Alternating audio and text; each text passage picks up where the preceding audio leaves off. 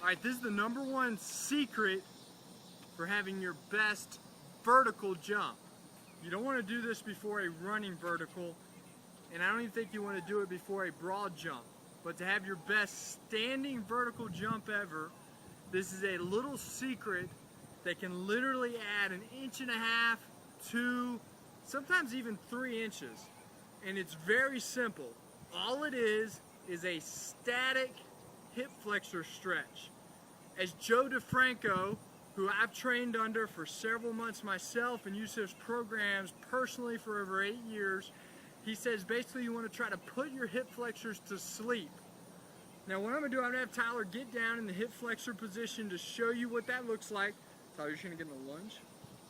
Yep. One knee down, yep. I'm going to go ahead and bring that right leg forward. Okay.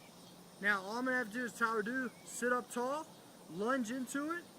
Okay, so you should feel it right in those hip flexors. Keep that chest tall, and what you can do, you can reach that opposite arm, so that left arm for this one, and reach it tall and twist to the right and lean to the right.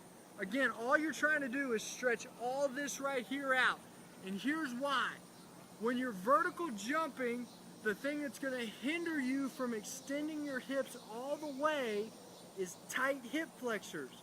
And if you think about it, pretty much everything we do throughout the day contracts our hip flexors. If you're in school, you're sitting in a desk, contracting your hip flexors. If you're riding in a car, you're contracting your hip flexors. That's why sometimes if you stand up for a really long amount of time, it'll cause lower back pain. It's because your hip flexors are still contracting, they're tight, and they're pulling your hips out of alignment. So I'm going to have Tyler go ahead and do the other leg here. So Tyler, go ahead and get in a good lunge position. Put that front leg forward, okay? Basically, you don't want it further than 90 degrees. That's perfect where Tyler's at.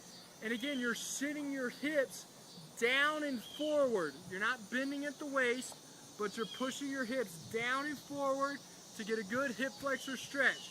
You should feel it on the knee that's down. So Tyler's right knee is down. That's where you should feel it.